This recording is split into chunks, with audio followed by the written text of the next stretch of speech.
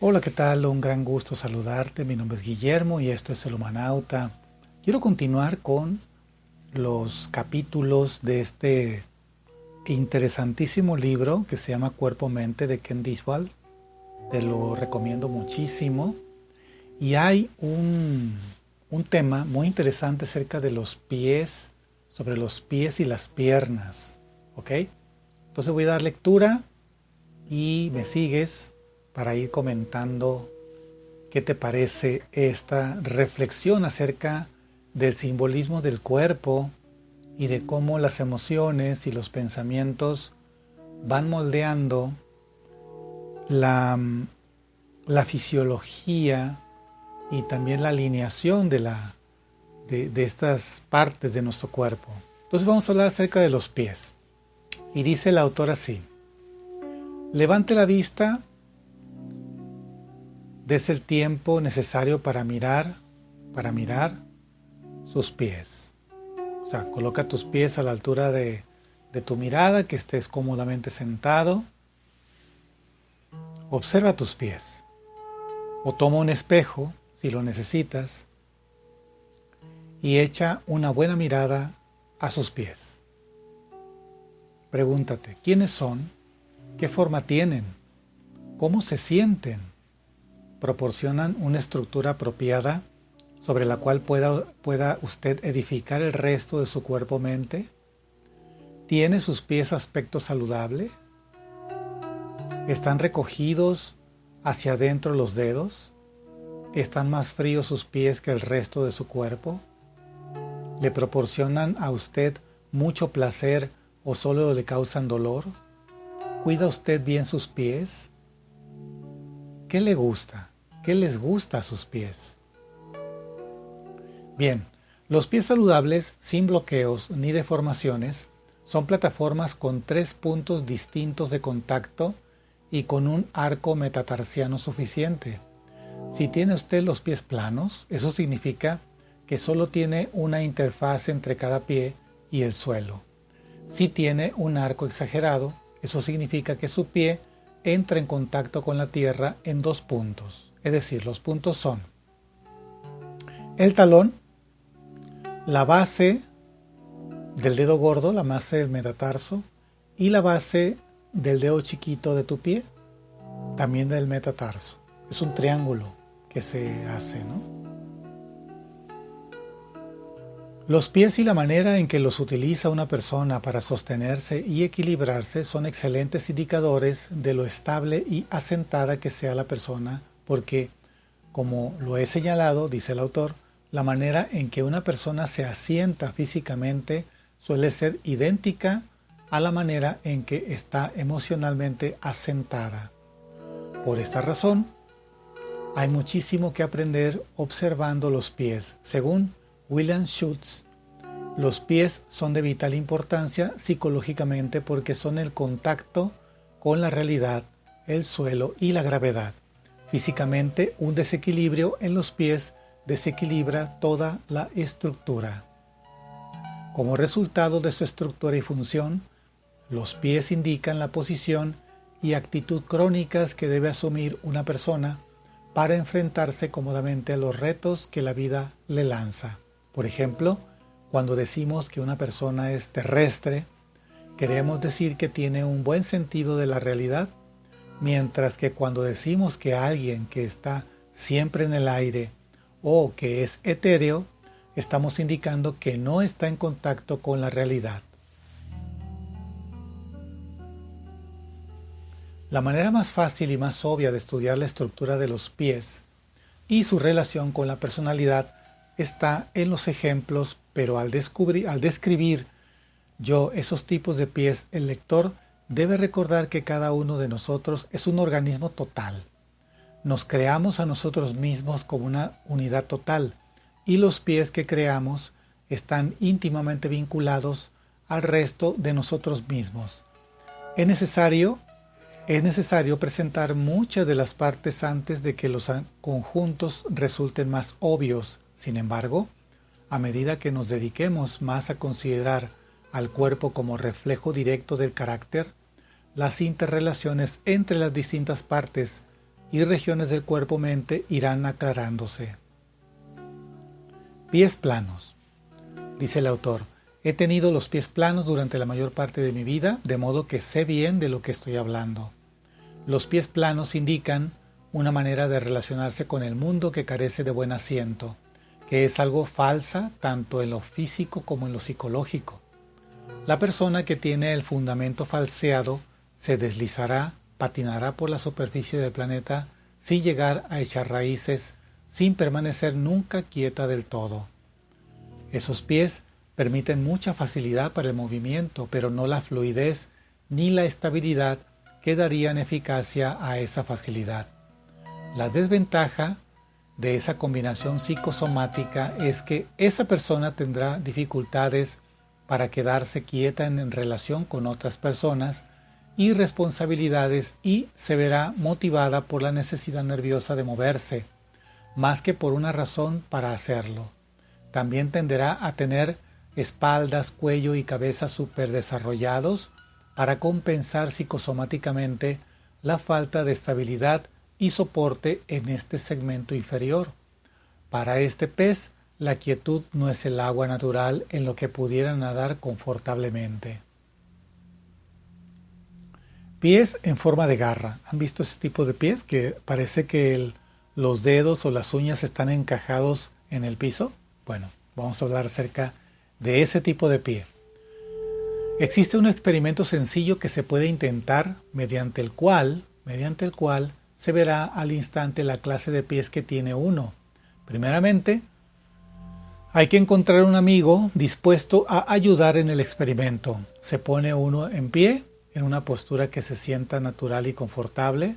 Entonces el amigo pone una mano en el pecho del sujeto y empieza a empujar. Debe empujar con fuerza suficiente para que el sujeto tenga que tensar su cuerpo en respuesta a ese impulso, pero no tan fuerte como para caerse. Después el amigo pasará por detrás y volverá a empujar, pero por la espalda y entre los omóplatos. También se le puede hacer que intente desbaratar la postura del sujeto tratando de empujar por uno u otro costado. Su presión debe ser suave y progresiva, de modo que al aumentar tenga el sujeto que tensar poco a poco los músculos y modificar la postura para responder a la fuerza de su presión. Al responder a la presión física hay que tener en cuenta cuáles son las partes del cuerpo que resisten activamente al empuje y en qué forma lo hacen. La actitud que el sujeto asuma con todo su cuerpo y especialmente con los pies demostrará probablemente el tipo de postura psicológica que asume cuando otros aspectos de su vida, tales como emociones y creencias, se encuentran ante alguna oposición. Por ejemplo, la gente con pies planos generalmente pierde pie rápidamente y resulta fácil sacarla de su lugar por muy pesada y formidable que parezca. Los que se aferran, por otra parte, responderán al empuje aferrándose con todo el cuerpo y más exageradamente con los pies.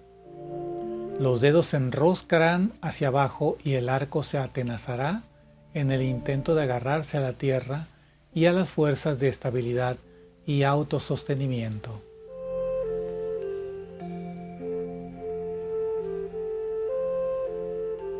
Es frecuente que la tensión de los pies esté relacionada con una crisis emocional insoluta que haya implicado la posibilidad de movimiento o de alejarse a todo correr. Si no se actúa siguiendo el impulso de huir, los músculos del pie registrarán el conflicto aferrándose a la tierra espasmódicamente. Esa posición de aferramiento antinatural tiende a deformar y dar mayor rigidez a los músculos de los pies, lo cual encierra el conflicto dentro de los tejidos. Esta posibilidad fue observada por William Schutz mientras administraba el masaje Rolf a un hombre de edad madura que tenía los pies rígidos. Otro hombre sentía mucho dolor en los pies mientras yo trabajaba en ellos, segunda sesión de Rolfing, y tenía que moverlos continuamente. Le rogué que siguiera moviéndolos hasta que descubriera lo que le pedían. Salir corriendo, me dijo, quiero salir corriendo. Inmediatamente pensó en su situación inmediata, en la cual vivía un matrimonio desdichado, y la situación de su primera infancia cuando su padre lo presionaba para que se hiciera médico. Evidentemente los pies se habían preparado para irse corriendo muchas veces, pero nunca habían logrado completar la acción. El resultado era una gran tensión en los músculos y fascias de los pies. Cuando la gente se ve obligada a mantenerse en su lugar, apretando sus pies y piernas, el resto del cuerpo-mente sigue el impulso y crea una postura completa del cuerpo-mente que se ajusta al estilo de aferrarse para sostenerse sobre sus pies. Esas personas suelen tener frecuentemente muslos súper desarrollados y una especie de racionalidad y autocontrol exagerados que compensan la carencia de estabilidad fluida y de contacto fácil con la tierra. Los que se aferran suelen tener músculos tensos en la parte posterior del cuerpo, especialmente en la parte dorsal de las piernas o el bajo de la espalda, relacionado todo ello con una necesidad súper desarrollada de sujetarse y protegerse a sí mismas.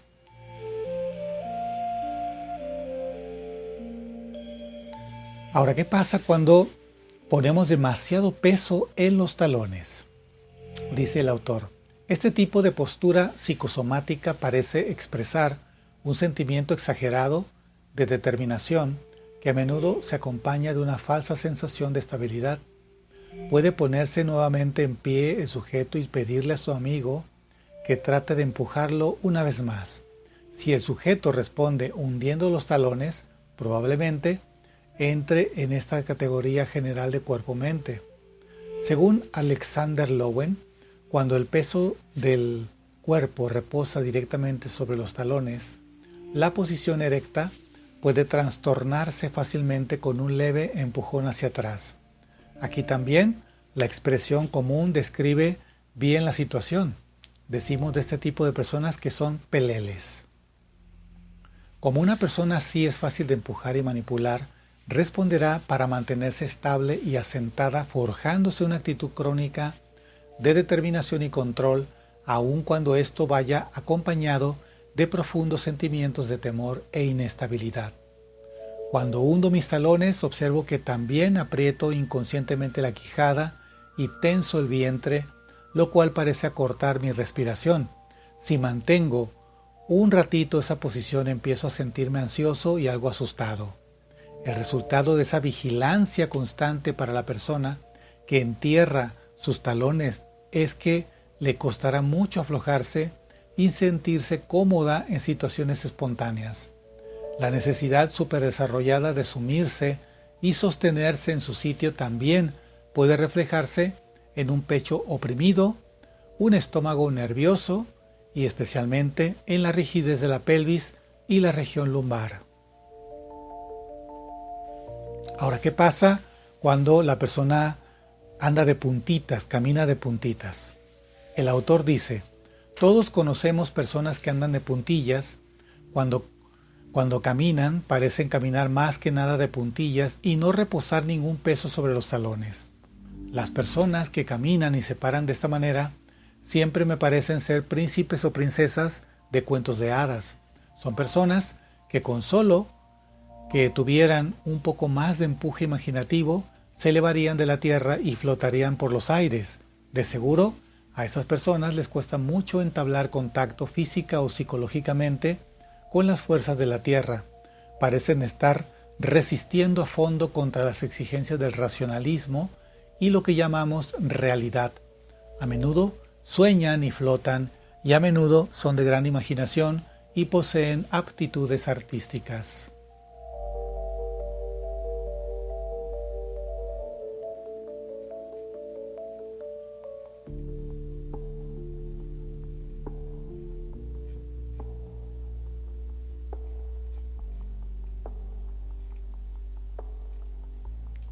Ahora, ¿qué pasa con las personas que son pies de plomo?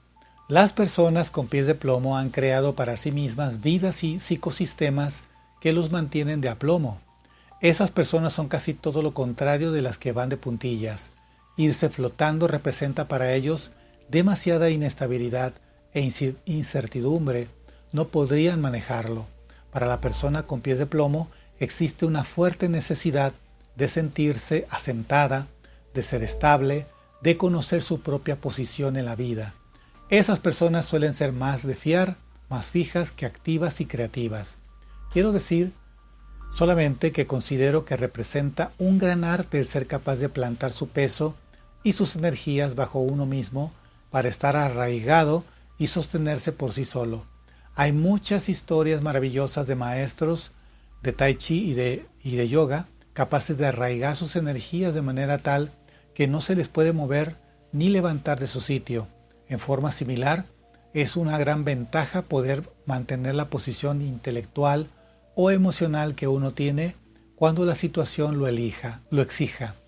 Sin embargo, el malestar se desarrolla cuando este sostenimiento está causado por un temor constante y crónico, cuando se ha destacado tan fuertemente la necesidad de sentirse seguro y estable que el resto del cuerpo-mente asume una actitud forzada, resistente y cerrada dogmáticamente en relación con el fluir de la vida. En este caso, los pies de plomo pueden arrastrarlo a uno hacia abajo y fomentar el estancamiento y el desmoronamiento de uno. La mayoría de la gente alegará que sus pies están formados de esa manera porque hay factores hereditarios o por las actividades físicas a las que se ha dedicado, aun cuando no cabe duda de que esos elementos de la estructura del cuerpo-mente afectan a la naturaleza y el funcionamiento de los pies. He estado descubriendo que los componentes psicoemocionales de la vida de uno también parecen tomar parte en la formación de la recreación continua de esta parte del cuerpo-mente. Si no fuera cierto, no habría explicación para el hecho de que la personalidad puede leerse frecuentemente con facilidad y confiabilidad en la manera en que la gente estructura y emplea sus pies. Bien, aquí dejamos esta lectura de este capítulo sobre los pies y su relación con la parte emocional, psicoafectiva del cuerpo-mente. El libro se llama Cuerpo-Mente de Ken Diswal, se lo recomiendo. Todos los derechos son de él, así que muchas gracias por tu atención. Esto fue El Humanauta, mi nombre es Guillermo y nos vemos en la próxima. Chao, chao.